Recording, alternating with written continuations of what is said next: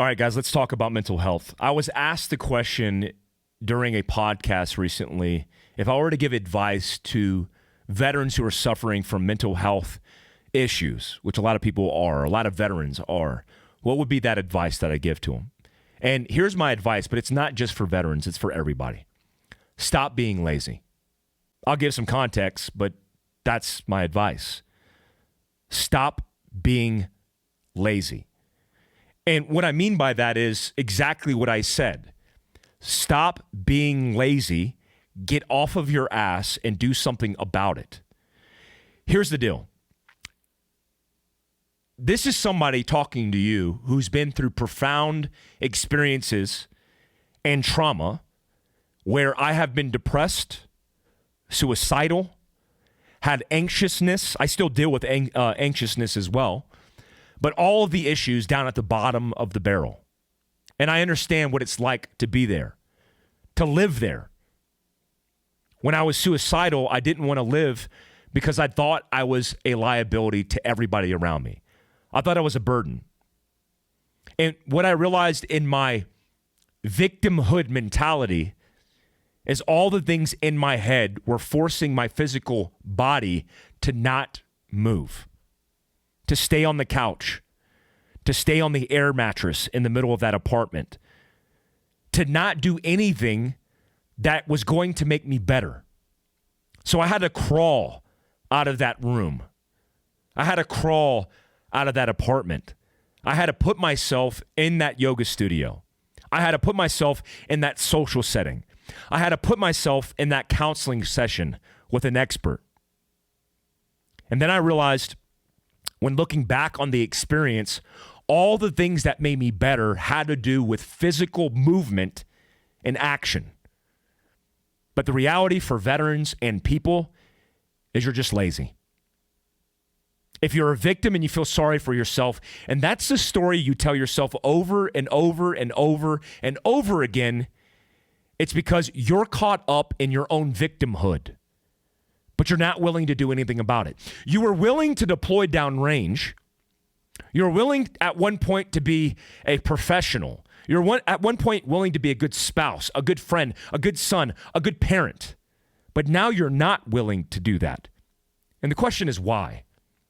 Well, it's because you feel sorry for yourself. That's why. Nobody feels sorry for you. You feel sorry for yourself, which is making you not move.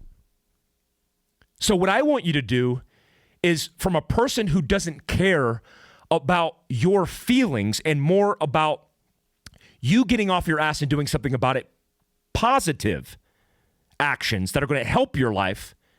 I don't care if you feel like a victim, because I've been there. I don't care if you think you're the only person who's dealing with trauma, because you're not. So you need somebody to communicate to you, not that it's going to be okay, but get off your ass and do something about it then. Stop thinking about it. Stop talking about it. Stop virtue signaling on social media about it, and physically displace from the impression on your couch, from your ass, and do something about it. Because nothing is going to come into positive light from inaction. Nothing. Nothing good happens from inaction. So when I felt bad for myself, I had to crawl out of that hole. 1 in 5 Americans right now are suffering from a mental health disorder, diagnosed. 50% in their lifetime will be diagnosed. I personally think we're all suffering. All of you. All the virtue signalers who are toxic on social media, I don't look at you and go, that dude's a butthole. I think there's something wrong with that person. I feel sorry for you. I've been there before, though. I've been there before. I've been the toxic asshole. What we need more in this world is people to hold each other accountable, but be empathetic of the circumstance and situation. So it's not like you suck because you're having the mental health disorder. It's like you suck because you're not doing anything about it, and I've been there. So let's do something about it together. If you think you're alone, you're not. If you think you're a veteran and you have a profound experience and people don't understand because they haven't been there, that's bullshit. A lot of people understand. You ever been sexually assaulted? Because I would much rather be blown up in an IED in a volunteer army at war than be sexually assaulted. So when you're talking about trauma, stop narrowing your position in it, because we all go through trauma. A lot more people on this planet are going through worse. There's some perspective for you. It's like the naysayers who say, America screwed up. Yeah, have you been to Africa? America sucks. Yeah, have you been to the Middle East? You haven't. Protesters are getting hung in public squares in Iran. Have you been there? No, you haven't. So stop. Just stop. So if you're somebody who's suffering, I'm empathetic to your suffering, but I want you to get off your ass and do something about it. I want you to be proactive. I want you to stop drinking, because you know drinking only causes the situation you're in to be worse. If I think about my all of the bad things that have happened to me in life, not one of them happened sober. Trazodone, the combination of Ambien, where Veteran Affairs screwed that recipe up because they don't care.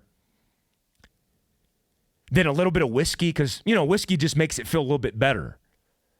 Every single bad thing that's happened to me in my life revolved around whiskey.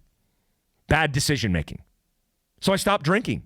I mean, I socially drink. I have whiskey every once in a while, but I don't need it to get through life, and neither do you. I tried CBD and CBN, and it changed my life. I take it every single night. I have to, because it's something that takes my nerves and settles them, but it doesn't make me intoxicated. You need sleep. Whoever's telling you you don't need sleep because you crush business by not getting sleep is setting you up for failure. Second to alcohol, all the bad decisions and the things that I've done wrong, including my anger, have been exacerbated by the lack of sleep. You need sleep. And finally, you need love. You need to be around people, because people love you. If you don't love yourself, I love you, and I don't even know you. But there's somebody in your life that loves you. And if that's the circumstance that you're in, where you think isolating yourself and potentially killing yourself is going to make things better, it won't. If you kill yourself, you're a fucking coward. Because you think you're taking yourself out, reducing the liability and burden in people's lives, and what you're actually doing is making and creating a burden that resonates through generations of people's lives forever. Where your daughter, your friend, your spouse now has to deal with all the things that you left behind, and you're a coward for doing that. So don't even think about it. It's not even an option. You know what an option is? Something you've done your entire life before this place that you're in right now. Stop being lazy. You weren't lazy before when you were crushing life and you're doing well. You could do it again if you just stop being lazy. Get off your ass and do something about it. Whether it's Mike Glover, the SS Sergeant Major, whoever you think I am to you, I want you to get off your ass, because I've been there before, and it's the only thing that fixed my problems. Nobody cares on social media about you. Your followers aren't your friends. Your friends are your friends. And how you look at yourself is going to change the path and future of your life right here and right now. So do something about it. Stop being lazy.